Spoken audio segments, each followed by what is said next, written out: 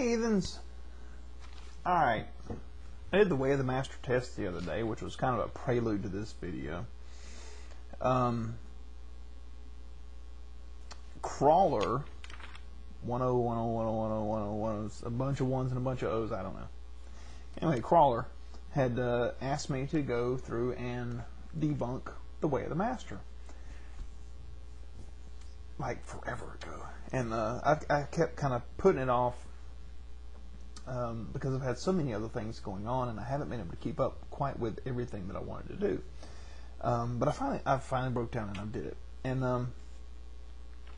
I've got 2.5 pages of notes on this thing. I'm going to try and fit it inside 10 minutes. Let's see how I do. I've already blown the first minute of it all. Alright, let's start with Kirk saying that he used to be a devout atheist. But then he said it took more faith to be an atheist than to not be an atheist. This proves to me that he was not an atheist, because that means he didn't even understand what faith meant. And I hate using terms like real atheists. It reminds me of when Christians say, oh, he wasn't a real Christian. If they say they believed in Christ and they worshipped him, then they were a real Christian, even if they don't accept your version of Christianity. They have their own version of Christianity. So how is it any different than a Baptist versus a Methodist? Are Methodists not real Christians to Baptists? But anyway, Kirk, on the other hand, said that to be an atheist you had to ignore the facts. No. It's just not how it works. People have tried to specify things out in all kinds of ways, strong atheist versus weak atheist and all kinds of other crap. Here's the way I break it down in this context. You either believe in God, or you don't believe in God, or you don't care about God. And I think that's what Kirk Cameron was. I think maybe he just didn't care about religion. When I was young, people, pushed me and pushed me and pushed me. Hey, you ought to go to church, you ought to go to church. You ought to come to my church. And I was like, I don't want to go to your stupid church. It sounds boring. I didn't care. That's not, well, it is being atheist, but not really. That's a term that just, that's someone who is more of an apathetic atheist. I don't care if you believe in God or not. I don't care if I believe in God or not. I don't care. And I think that's what Kirk Cameron was. All right. Ray then chimes in. We try to make atheism equal with intellectual when it's actually the exact opposite. Hey, Ray, you're trying to say that atheism equals non-intellectual? How many names of intellectuals would you like me to give you to prove you wrong, you jackass? Call it like I see it. As I said on my profile page, truth hurts, bring aspirin. Okay, then he goes into his soda can idea, and then his banana idea. I understand that he has now ditched the banana idea after getting his ass handed to him repeatedly over this whole banana issue. I'm now going to hand him his ass over the Coke can. He tries to compare evolution with a Coke can, being there was a massive evolution, and it's over millions of years it formed itself into a can, then over millions of years some paint grew on it, and then over millions of years it formulated into the words Coca-Cola and blah blah blah. He's dealing with the same Coke can living for millions upon millions of years, which is not what evolution is. So his analogy is false completely. But now let's look at the evolution of the Coke can.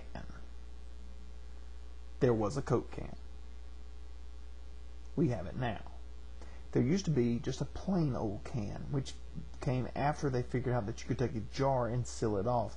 Then they realized you didn't need the glass. You could make the whole thing out of aluminum, which was cheaper. Then they figured out, you had the pull tab. Oh, wait, no, the pull tab is not as good as the pop tab.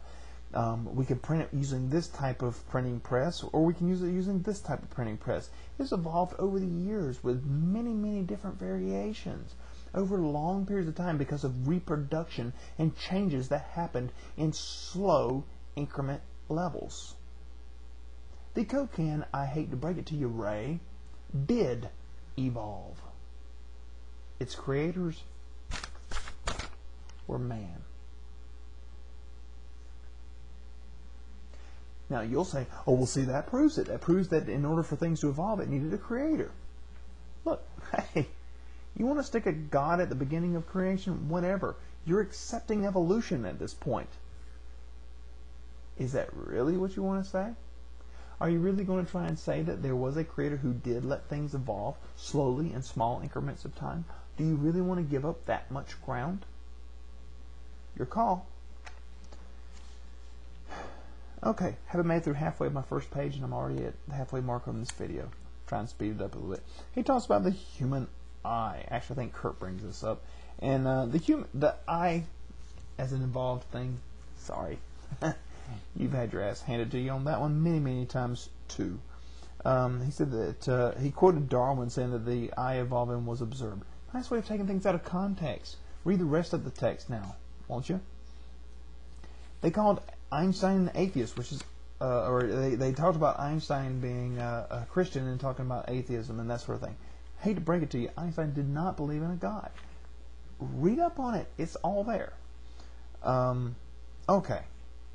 I'm going to spend probably the rest of this, and all right, I'll do part 2. I'm going to spend the rest of this on his whole building equals a builder, a painting equals a painter, a creation equals a creator.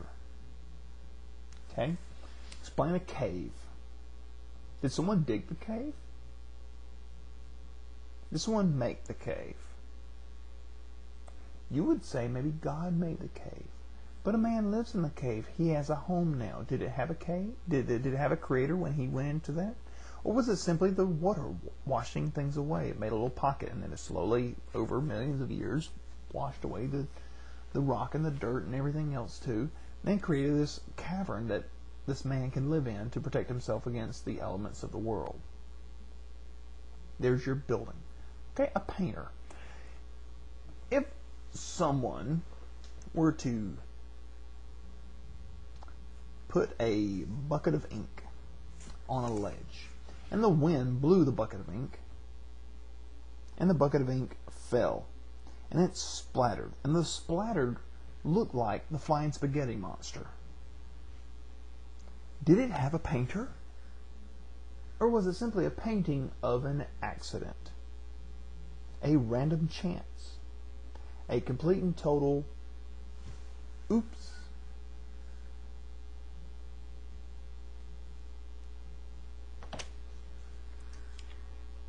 A creation needs a creator. You're right. Okay? You're right. A creation does need a creator. Unfortunately, something that is not a creation does not need a creator.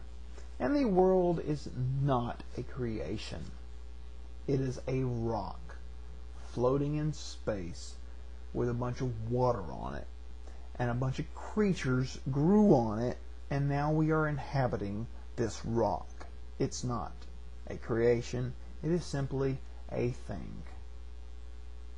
There were no creators. It just happened. So we don't need a builder, we don't need a painter, and now we don't need a creator.